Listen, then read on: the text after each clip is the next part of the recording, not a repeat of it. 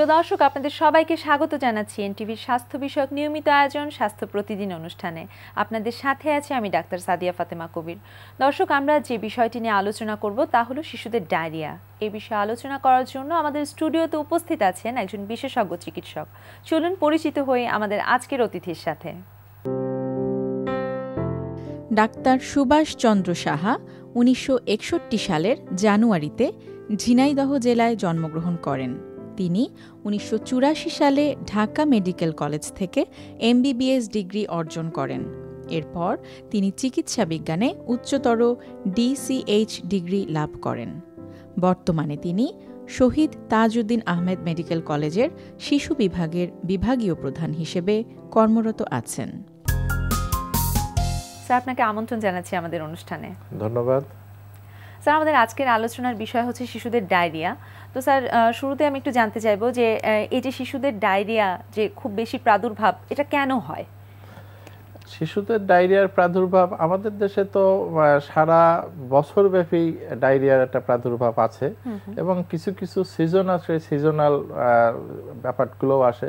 যেমন এই যে শীতকালের শুরুতেই কিন্তু শিশুদের ডায়রিয়া হওয়ার প্রবণতা থাকে। এখন কেন হয় বলতে গেলে প্রথমে আসে ডায়রিয়া কেন হয়। ডায়রিয়া কেন হয় সেই ক্ষেত্রে অধিকাংশ কারণগুলোই আপনি জানেন, এটা ভাইরাস জনিত কারণ। রোটা ভাইরাস একটা কমন বিষয় আছে এবং অন্যান্য আদার্স কিছু কারণও আছে।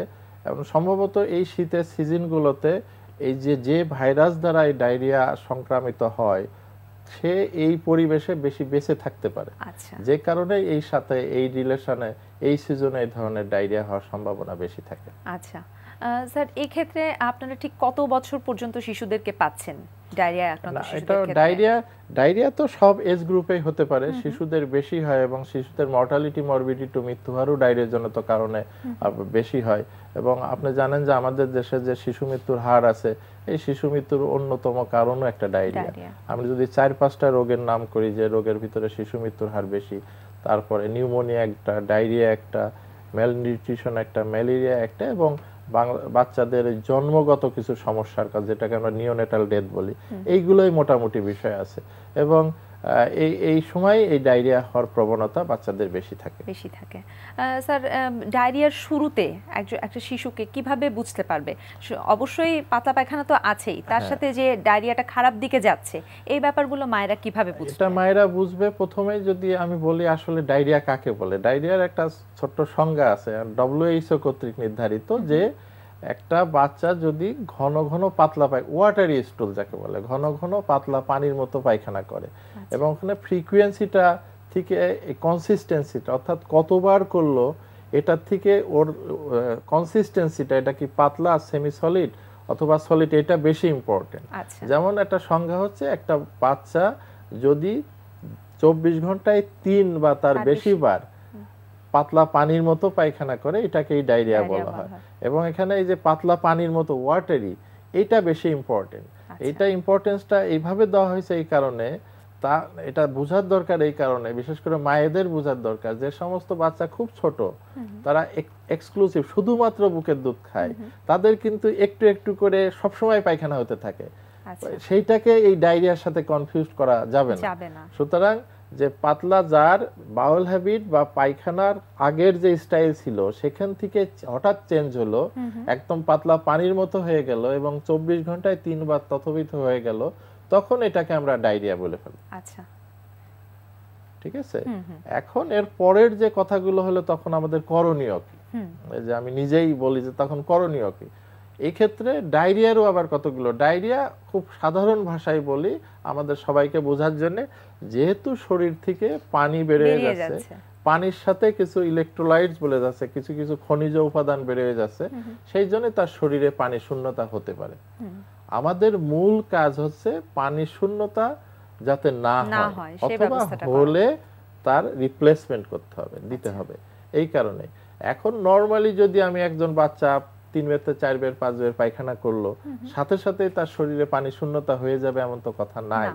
আমি যদি কতগুলো স্টেপ নিই এবং ওই পানি শূন্যতারও আমার গ্রেডিং আছে, পানি শূন্যতারও গ্রেডিং আছে, সেই গ্রেডিং হচ্ছে আমরা কোনো পানি শূন্যতার লেভেলটাকে বলি মারাত্মক পানি শূন্যতা, যা সিভিয়ার ডিহাইড্রেশন বলি, তারপরে দেখি সাম ডিহাইড্রেশন বলি, অর্থাৎ কিছু পানি শূন্যতার লক্ষণ আছে, আর তারপরে দেখি নো ডিহাইড্রেশন, অর্থাৎ কোনো এই ব্যাপারগুলো কিভাবে বুঝতে পারবে একজন মা? এই ব্যাপারগুলো বুঝতে পারে, এর কিছুগুলো লক্ষণ আছে।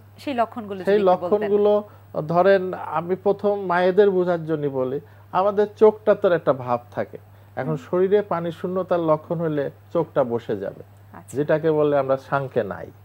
আচ্ছা, একটা মা কিন্তু তার বাচ্চার জিহ্বাটা শুকনা না ভিজা বুঝতে পারে, যে জিহ্বাটা ভিজা ভিজা ছিল সেটা শুকনা হয়ে যাবে, ঠিক আছে।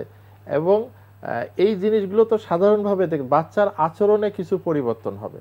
যখনই শরীরে পানি শূন্যতার লক্ষণ শুরু হয় তখন কিন্তু বাচ্চা ইরিটেবল হয়ে যাবে, খিটমিটে হয়ে যাবে, হ্যাঁ, মেজাজি হয়ে যাবে, হ্যাঁ, অথবা তার তৃষ্ণা বেড়ে যেতে পারে। অল্প পানি শূন্যতা থাকলে তৃষ্ণা বেড়ে যেতে পারে, সে মুখের কাছে একটা গ্লাস নিয়ে গেলে তাড়াতাড়ি খাওয়ার প্রতি আগ্রহ দেখাবে। সেই আগ্রহটাই যখন মারাত্মক পানি শূন্যতা হবে সবার খেতেই চাবে না, সে নেতায়ে পড়বে, মনে হচ্ছে ঘুমায় রয়েছে, খোসা দিলেও উঠে না, হ্যাঁ, তারপরে অথবা সে আনকনশাস হয়ে যাবে।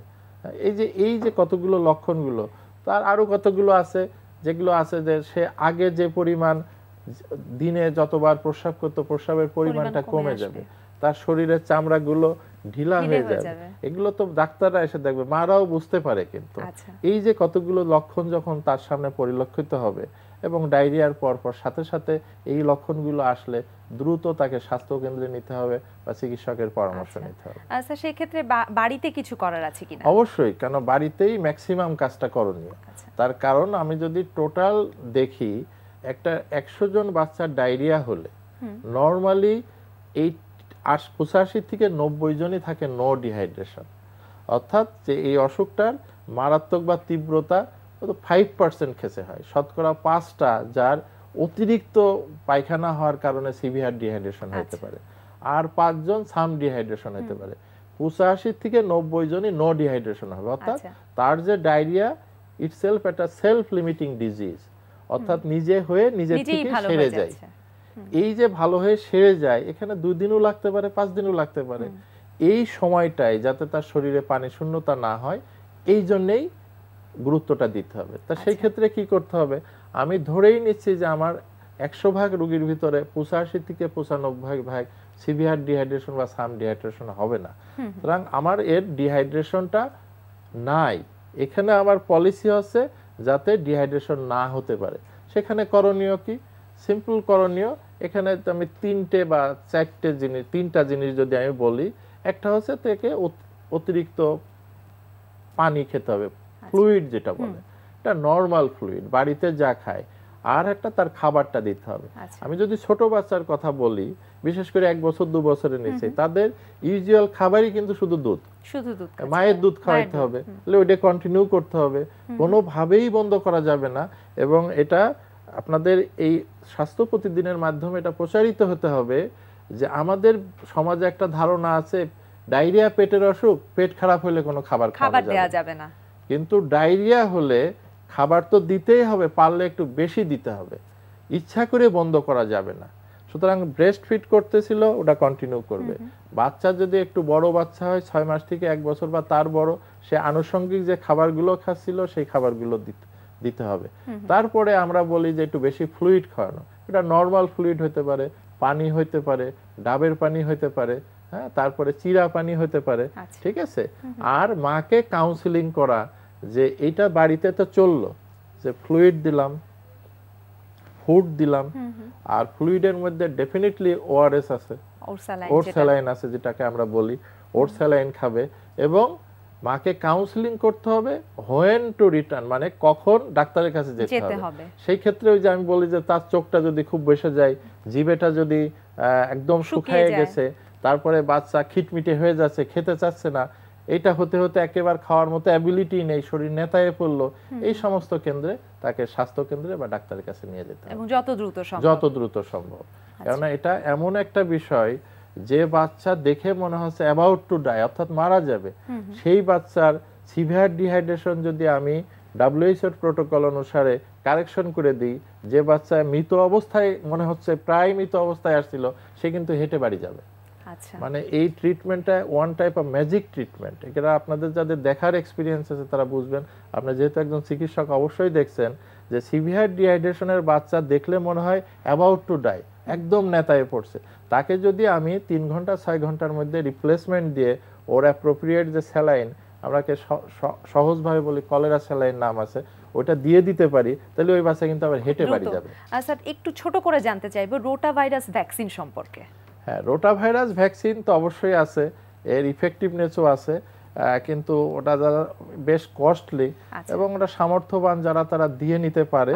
হ্যাঁ, এটা ইন্ডিভিজুয়াল ব্যাপারে তো আছেই, কিন্তু নর্মালি আমরা যারা সরকারি চিকিৎসক হিসেবে বিভিন্ন প্রতিষ্ঠানে কাজ করি, আমরা সবসময় ওই সিডিডি বলে centre for disease diarrhoeal disease, আমাদের স্বাস্থ্য অধিদপ্তরের একটা আলাদা অধিদপ্তরই আছে, এরা কিন্তু আমরা এখানেও এই ডায়রিয়া ম্যানেজ করি কিন্তু WHO প্রোটোকল দিয়ে। বিশ্ব স্বাস্থ্য সংস্থা একটা ডায়রিয়া ম্যানেজমেন্টের প্রোটোকল তৈরি করেছে, সেই প্রোটোকলের মধ্যে এখনো রোটাভাইরাসকে ইনসিস্ট করে না।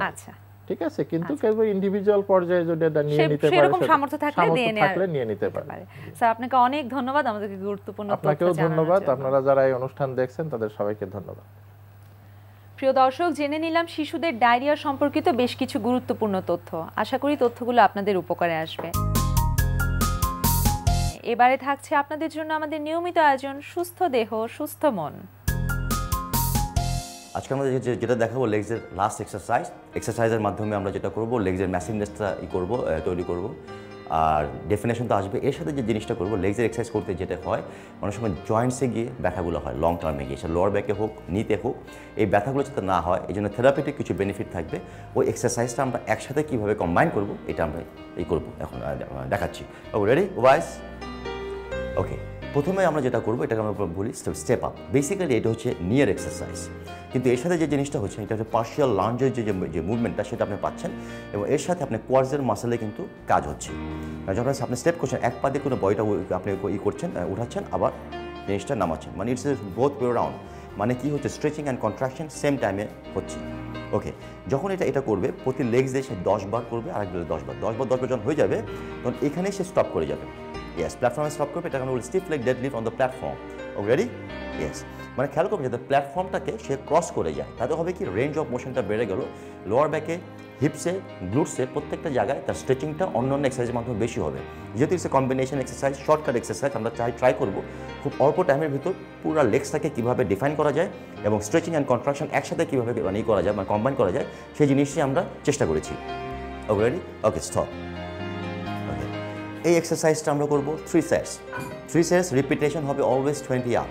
তবে হ্যাঁ, যখন ডেড লিফটটা যখন করছে, স্টেপ আপটা হচ্ছে 10-10, 20 অথবা 20-20, 40, এটা আপনি কিন্তু যখন সে স্টিফ লেগ ডেড লিফটটা করছে, এইটা আপনি বেশি করবেন না, এটা 12-র ভিতরে আপনি রাখবেন। কারণ অনেক সময় হয় কি যে আপনি যখন এটা করার পরে আপনি যখন এক্সস্ট হয়ে যাবেন, টায়ার্ড হয়ে যাবেন, ওই সময় যদি আপনি ডেড লিফটটা যদি বেশি মারাই করেন, মানে চেষ্টা করেন, লোয়ার ব্যাক একটা ইঞ্জুরি হবে, এবং that's a very bad injury. কিন্তু আপনি যদি 8 থেকে 12-12-র ভিতরে রাখেন, তাহলে আপনি লোয়ার ব্যাকটা এই পরিমাণ স্ট্রং হবে, যেটা হয় কি স্কোয়াড মারতে গেলে যে ইঞ্জুরিগুলো হয়, সেই ইঞ্জুরিগুলোর চান্সগুলো হয়ে যাবে, কমে যাবে, এবং পরবর্তীতে যে লোয়ার ব্যাকে যে পেইনগুলো থাকে সেই জিনিসগুলো হবে না। আর যখন আপনি স্টেপ আপ করছেন, স্টেপ আপ করলে যে জিনিসটা হবে, আপনার নিটা কিন্তু খুব স্ট্রেন্থেনিং হবে। আর একটা জিনিস, যাদের নিতে কোনো ব্যথা আছে এখন এক্সিস্টিং, তারা যদি এক্সারসাইজটা করে অল্প দিনের ভিতরে সেই ব্যথাটাও কিন্তু চলে যাবে। তাহলে আমরা খেয়াল করলাম কি যে আমরা জাস্ট 2 ডেজে যে দুইটা যে আমরা এক্সারসাইজগুলো দেখালাম, এই দুইটা এক্সারসাইজ যদি আপনি কম্বাইন করেন, আপনার টোটাল লেগসের ওয়ার্কআউটটা কিন্তু হয়ে গেল। এটা করতে আপনি যদি দেখেন প্রপারলি করতে, আপনি জাস্ট লাগবে 15 to 20 মিনিটস, এর বেশি কিন্তু লাগবে না। তাহলে 15 to 20 মিনিটসের ভিতরে আপনি টোটাল লেগসটাকে ওয়ার্কআউট করছেন। তাহলে আমরা কয়েকদিন ধরে আমরা তো খুব শর্টকাট ওয়েতে প্রত্যেকটা বডি পার্টের এক্সারসাইজগুলো দেখালাম। আপনি এক্সারসাইজগুলো স্প্লিট করে করতে পারেন, যেহেতু আপনার এটা লাগবে, সময় নেই। আর একটা জিনিসটা করতে পারেন, আপনি টোটাল বডিটা নিয়ে এভাবে করলেন, আবার একদিন রেস্ট নিলেন, করলেন, অর্থাৎ সপ্তাহে 2 দিন আপনি টোটাল বডি করলেন, তাতেও কিন্তু সেম বেনিফিটটি আপনি পাবেন। প্রিয় দর্শক, আপনার শিশুর যদি হঠাৎ করে শ্বাসকষ্ট শুরু হয়, সেক্ষেত্রে চিকিৎসকের শরণাপন্ন হবার পূর্বে ঠিক কি করবেন, চলুন সেই বিষয়ে জেনে নিই একজন চিকিৎসকের কাছ থেকে। নানা কারণে শিশুর শ্বাসকষ্ট হতে পারে। প্রথমত, যেসব শিশু অ্যালার্জি বা অ্যাজমাজনিত সমস্যায় ভুগে তাদের শ্বাসকষ্ট হতে পারে, জ্বরের কারণে শ্বাসকষ্ট হতে পারে। আরেকটি গুরুত্বপূর্ণ বিষয় হচ্ছে নিউমোনিয়া, সেজন্য শিশুর শ্বাসকষ্ট হতে পারে। তাছাড়া খেলার ছলেও শিশুর শ্বাসকষ্ট হতে পারে। যেসব শিশুর অ্যালার্জি বা অ্যাজমাজনিত সমস্যা আছে সেসব শিশুর ক্ষেত্রে ঘরবাড়ি যতদূর সম্ভব ধুলাবালি মুক্ত রাখতে হবে, ঘরে প্রপার ভেন্টিলেশনের ব্যবস্থা থাকতে হবে, আর বাসায় সবসময় ইনহেলার বা নেবুলাইজারের ব্যবস্থা রাখতে হবে এবং এগুলো সঠিক প্রয়োগবিধি জেনে নিতে হবে। জ্বরের কারণে শিশুর শ্বাসকষ্ট হতে পারে, এক্ষেত্রে তাপমাত্রা নিয়ন্ত্রণ করা খুবই জরুরি। স্পঞ্জিংয়ের মাধ্যমে বা প্যারাসিটামলের মাধ্যমে তাপমাত্রা নিয়ন্ত্রণ করতে হবে। আবার আরেকটি গুরুত্বপূর্ণ বিষয় সেটি নিউমোনিয়ার কারণে শিশুর শ্বাসকষ্ট হয়। এক্ষেত্রে শিশুর জ্বর থাকতে পারে, তীব্র কাশি থাকতে পারে, শিশু ঘন ঘন শ্বাস নেবে। ছোট্ট শিশুদের ক্ষেত্রে মাথায় তালু দেবে যেতে পারে, বুকের খাঁচা ভিতরে ঢুকে যেতে পারে। এসব ক্ষেত্রে দেরি না করে নিকটস্থ চিকিৎসকের শরণাপন্ন হতে হবে অথবা হাসপাতালে নেওয়ার ব্যবস্থা করতে হবে। আবার শিশুরা খেলার ছলে অনেক সময় তীব্র শ্বাসকষ্টে আক্রান্ত হয়, সেক্ষেত্রে শ্বাসনালীতে খাবার বা খেলনা ঢুকে গিয়ে শিশুর তীব্র শ্বাসকষ্ট হতে পারে। সেক্ষেত্রে দেরি করার কোনো সুযোগ নেই, নিকটস্থ স্বাস্থ্যকেন্দ্রে নিয়ে শিশুর চিকিৎসা করতে হবে। প্রিয় দর্শক, এবারে থাকছে আপনাদের জন্য আমাদের আজকের হেলথ টিপস। খাবার আস্তে আস্তে চিবিয়ে খান। খুব দ্রুত কিংবা গোগ্রাসে খাবার গ্রহণ করলে গৃহীত খাবারের পরিমাণ বেড়ে যায়, খাওয়া শেষে অতৃপ্তিতে ভুগতে হয়। প্রিয় দর্শক, স্বাস্থ্য প্রতিদিন সম্পর্কে যদি আপনাদের কিছু জানার থাকে বা যদি আমাদের অনুষ্ঠান সম্পর্কে আপনার যে কোনো মতামত বা পরামর্শ লিখে পাঠাতে পারেন এই ঠিকানায়। প্রযোজক স্বাস্থ্য প্রতিদিন, এনটিভি, বিএসসি ভবন, 7 তলা, 102 কাজী নজরুল ইসলাম এভিনিউ, কারণ বাজার, ঢাকা 1215। ফ্যাক্স 914338 থেকে 7 পর্যন্ত, অথবা ইমেইল করুন স্বাস্থ্যপ্রতিদিন@ntvbd.com এই ঠিকানায়। প্রিয় দর্শক, স্বাস্থ্য প্রতিদিনের আগামী পর্বে আপনাদের জন্য যা থাকছে, ফার্স্ট এইড বলতেই আমরা বুঝি একটা ফার্স্ট এইড বক্স, যেখানে থাকবে ব্যান্ডেড, যেখানে থাকবে কটন, যেখানে থাকবে স্যাভলন, ডেটল, এইটা, এবং প্রাথমিক চিকিৎসার জন্য যা যা দরকার। কিন্তু এটা হচ্ছে ফিজিওলজিক্যাল প্রাথমিক চিকিৎসার ফার্স্ট এইড। আর আমাদের যে সাইকোলজিক্যাল ফার্স্ট এইড, মানে মানসিক চিকিৎসা, মানে অসুস্থতার জন্য, তাহলে এটার ফার্স্ট এইডটা কি? This is psychological first aid. Because এখানে ওইভাবে কোনো মেডিসিন একটা বক্সের মধ্যে ভরে নিয়ে যাওয়া যাবে না। এই ফার্স্ট এইড। প্রিয় দর্শক, বিশ্বের যে কোনো প্রান্ত থেকে যে কোনো সময় আপনার প্রিয় স্বাস্থ্য প্রতিদিন অনুষ্ঠান দেখতে ভিজিট করুন আমাদের পূর্ণাঙ্গ ওয়েব পোর্টাল www.ntvbd.com। দর্শক, আজ এ পর্যন্তই। সবাই ভালো থাকুন, সুস্থ থাকুন, এনটিভির সাথেই থাকুন।